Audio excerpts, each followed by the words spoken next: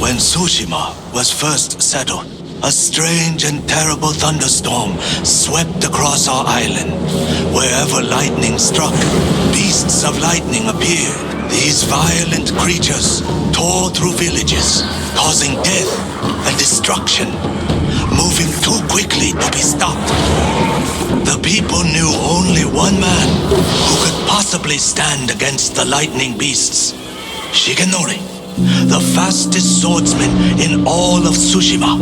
Shigenori never lost a duel.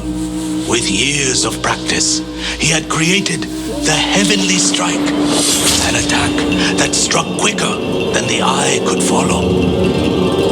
Shigenori lured the creatures to a desolate beach in Komatsu, where the sand would slow their movement. Their clash turned the sand to ash and bleached the leaves of trees white. Shigenori's Heavenly Strike cut through them faster than they could move. As the final beast fell, the storm cleared, and Tsushima was safe again. Shigenori began a life of seclusion. Few students found him, and only the bravest and most skilled proved worthy of learning the Heavenly Strike. When a storm approaches, a sword is placed at Shigenori's rest by a student who knows of its location to ward off attacks from beasts of nature. Centuries ago, Tadayori Nagao was the greatest archer on our island, famed for his wisdom and perfect aim. The Kami Hachiman himself was so impressed, he gave the archer his armor, light and strong beyond compare. In those days, cruel pirates raided the coast. They threatened the town of Azamo Bay with annihilation. The people fled to safety, but Tadayori faced the pirates alone, wearing his mythic armor. The pirates stormed the town. Tadayori's arrows tore through them. Few survived, but not one blow pierced Tadayori's armor. Years later, Tadayori died peacefully at home, but his armor mysteriously vanished. Some say his descendants guard it still, awaiting the rise of a warrior to defend Tsushima once more. Long ago, an emperor and his palace were plagued by a winged demon. The emperor sent for Uchitsune, the most renowned archer of his time, who wielded a bow blessed by a kami. When the demon next came, Uchitsune was ready, longbow in hand. His aim was truer, and his arrows flew farther than any archers in Japan. Uchitsune loosed a single arrow. It pierced the demon's heart. As it fell to the ground, it cursed Uchitsune with its final breath. Soon after, Uchitsune saw the forms of the demon everywhere.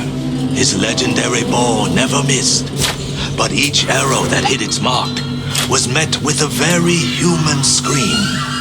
The trail of bodies led to his capture. Though many called for Uchitsune's death, the emperor felt pity for him. Uchitsune was banished to Tsushima Island. He died years later, alone and forgotten by all but a few. The demon-slaying longbow has remained hidden here since his passing. Some say it awaits a worthy master. Others believe it still holds the demon's curse. 2.5 centuries ago, Tsushima was terrorized by the Red Hand Bandits of Akashima. Around this time, a farmer named Gosaku heard the spirit of a dead samurai calling to him. He found the body, still clad in brilliant armor. Overwhelmed by the armor's beauty, Gosaku stole it. Before long, the Red Hand reached Gosaku's home. Knowing the farmers would lose everything if the bandits went unchallenged, Gosaku donned the samurai's armor. The bandits charged. Gosaku's sword arm trembled in fear. He resigned himself to death, but blow after blow glanced off the armor, and Gosaku did not falter. The bewildered bandits staggered back, tripping over their feet. A mysterious sense of calm suffused Gosaku's body and mind. Impressed by Gosaku's bravery, the dead samurai's spirit guided his blade.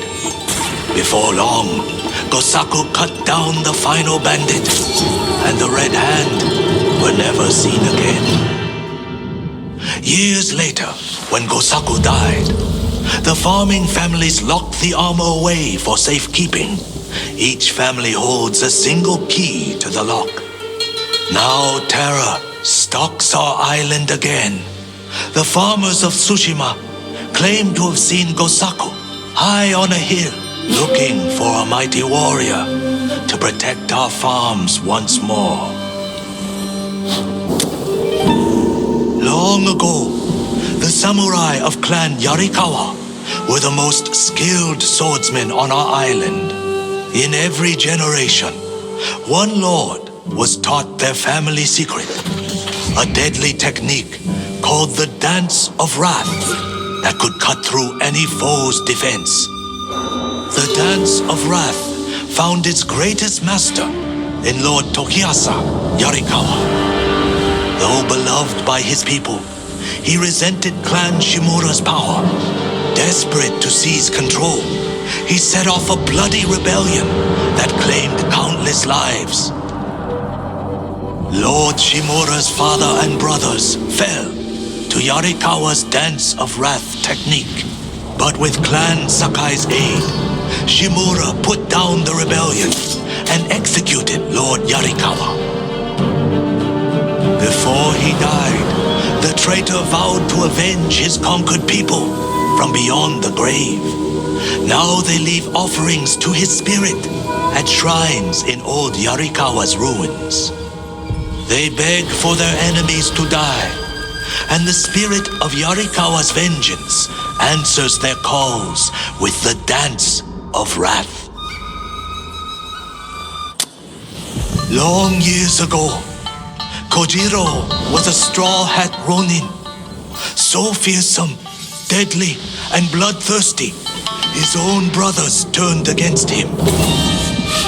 From dawn until dusk, dozens of straw hats fought Kojiro. He slew them all. Those who escaped that day disowned Kojiro from the straw hat ranks, but never crossed him again.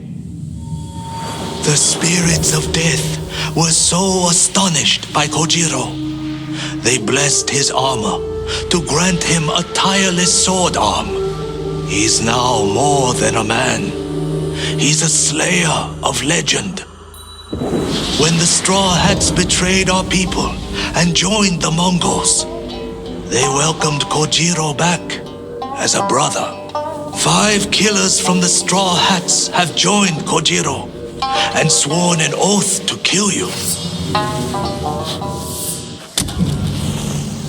Long ago, fire fell from the sky and landed atop Mount Jogaku. A lone warrior braved the dangerous climb and found a giant rock covered in flames.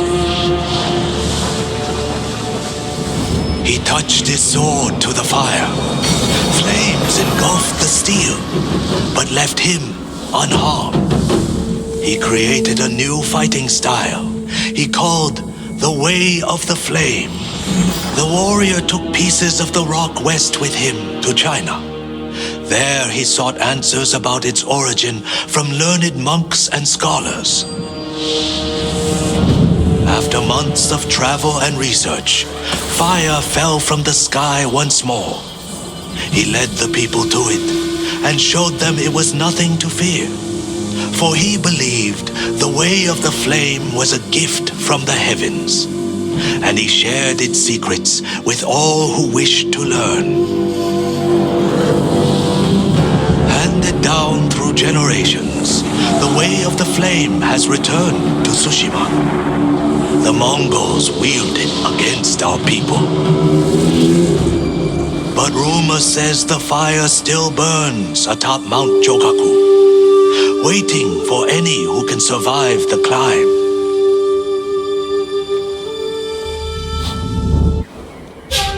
Black Hand Riku was once the cruelest pirate captain to ever terrorize Iki Island. He carved up his victims piece by piece, always saving a morsel for his loyal companion, a vicious monkey. Riku built his armor to honor a brutal Sarugami. This monkey demon inhabited his armor. Its cursed whispers drove Riku to take risks, tempting him with the spoils of battle, while pushing him to the brink of ruin. 6 years ago, Black Hand Riku attacked a refugee ship. Its cargo, children. He threw the young ones overboard. Their samurai protector, he skinned alive. His crew watched in horror while Riku's monkey fed on the trimmings. Then, mutiny. Black Hand Riku's crew plotted to poison their wretched leader. He was stabbed through the chest and blinded by the poison, but he clung to life, protected by the armor of the Sarugami. Riku set his ship ablaze and fled with his monkey, while his crew burned to death in their fiery tomb. Before he died, Riku hid his Sarugami armor somewhere on Iki Island. Now he haunts the coast, a wrathful spirit who preys on anyone brave or foolish enough to seek the cursed armor of Black Hand Riku.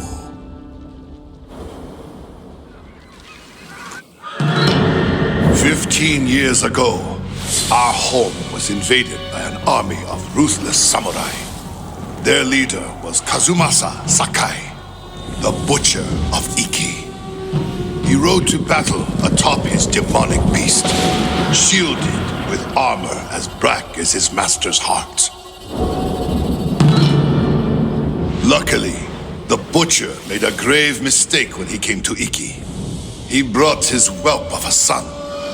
Our bravest warriors hunted the boy, not to kill, but to tempt his bloodthirsty father. Kazumasa gave chase, then rode into a trap. His armored horse met a grisly end, but the Butcher and his runt son survived, then fled like cowards. Enough of these lies. Kazumasa fell for our trap and lost his armored horse.